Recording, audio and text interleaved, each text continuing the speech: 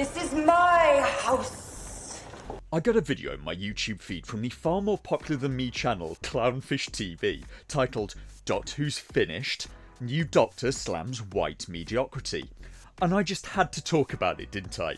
And the video, it seems, was based on a tweet with a quote attributed to the actor Ncuti Gatwa, who's been playing the new Doctor Who so far for a bit of one episode. And the quote said, "There's so much white mediocrity that gets celebrated, so we've got to keep pushing for more. Lots and lots and lots and lots more diversity, lots more inclusion on our screen, lots and lots and lots of it for all you male gammons out there." And I thought, he surely can't have said that, can he? Surely he can't have said something that tone deaf and stupid and racist. Saying that would seem like intentional sabotage of his own series. And are Disney doing it on purpose at this point? And the Disney stock just keeps going down and down and down. And then Bob Iger is all like, no, what's going on with my stocks? No, Captain Kennedy. Ah! Surely the new Doctor Who can't have said that, because he must have an IQ higher than room temperature and knows the term gammon in the UK is used as a lazy kind of racial insult. It's used to demean white people on the grounds of their skin by likening the colour of their skin to a cooked joint of pig meat. It gets used a lot by left-leaning people in the UK, who somehow don't seem to realise that abusing people for their skin colour does not exactly make them the bold anti-racists they claim to be. Frankly, they can go right in the thicky corner wearing dunce caps, along with these self-proclaimed anti-fascists who harbour hate for Jewish people. You're doing it wrong. It's not supposed to be anti-racist with caveats. It's not anti-racist apart from that one ethnicity that I really don't like.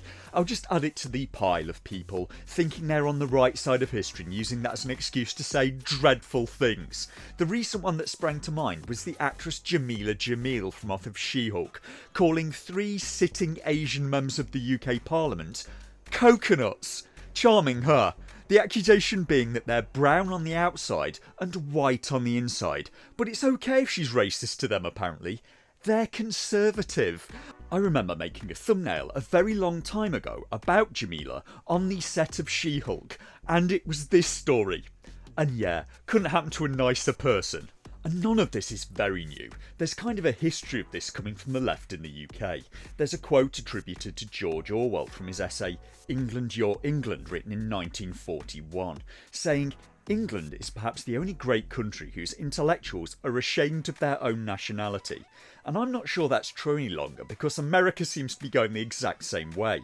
He went on, "All through the critical years, many left-wingers were chipping away at English morale, trying to spread an outlook that was sometimes squashily pacifist, sometimes violently pro-Russian, and always anti-British. It seems not much has changed since 1941, huh?" He went on, "The English intelligentsia are Europeanised. They take their cookery from Paris and their opinions from Moscow." So being sceptical, I tried to track the Ncuti Gatwa quote down to its original source, and it eventually led me to a magazine for the alphabet people called Attitudes, and their May-June issue of this year that contains an interview with Gatwa, and a lot of pictures of Gatwa as well. And just when I think he can't look like more of a ridiculous dignity-free clown, he always seems to find a way. And in short, the quote isn't even true. This quote here, it isn't true. It is true that most of those words are in the article. There's so much white mediocrity that gets celebrated. That is in the article, as is, we've got to keep pushing for more, lots and lots and lots and lots more diversity, lots more inclusion on our screen, lots and lots and lots of it for all you male gammons out there. That's in there. And the word gammon has 2 M's in it, old stick. You should probably know that if you're going to write a magazine. Do you even have editors? But in the tweet, those 2 sentences have been stitched together to make it sound more inflammatory than it was. Someone has taken 2 different parts of the article and stitched them together into a not real single quote, and added a "so" to join the 2 parts together.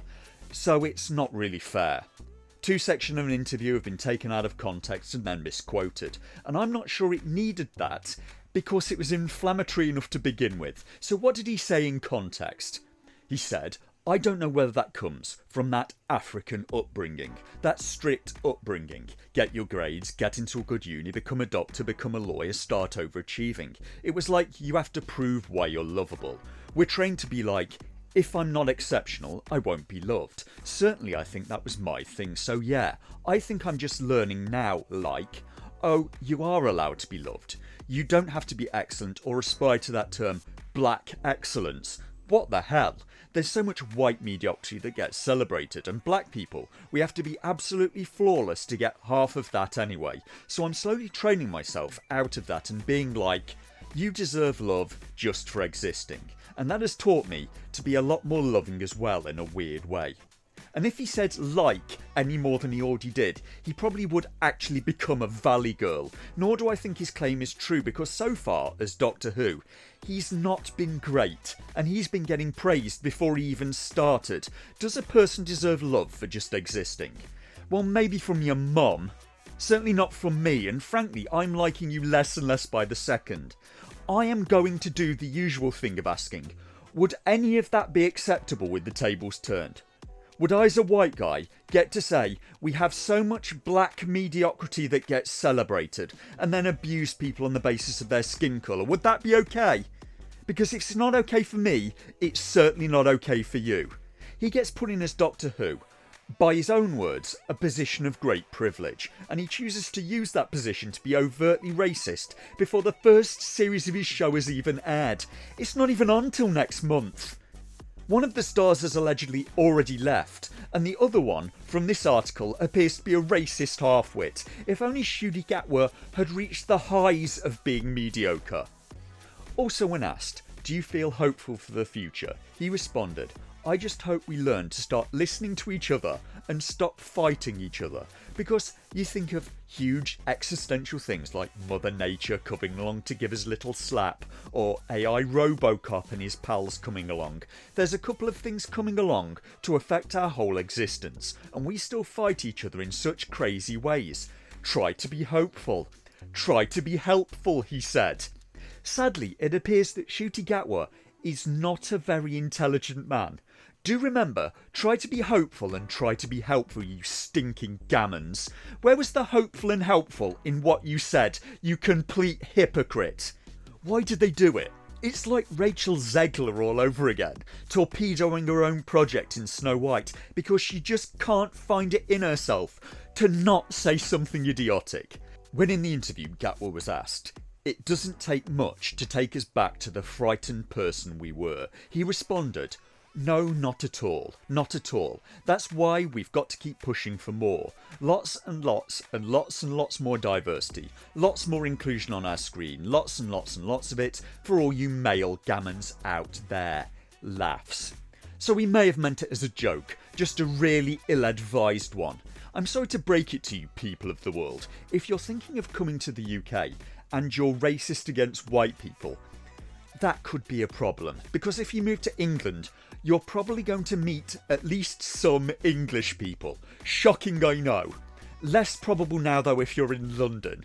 The showrunner of Doctor Who, Gareth A Davies, has stated his aim of using the show to increase acceptance of the alphabet community, and yeah, if you're trying to win a popularity contest, turning all of my favourite franchises into smouldering wrecks is maybe not the best move if you want me to like you. It kind of makes me think you're a complete tool. What maybe does is Ian McKellen playing Gandalf in Lord of the Rings and just doing a really good job at it. Ncuti Gatwa and his family fled Rwanda in 1994 as refugees from the ongoing ethnic cleansing and were given a home in the UK.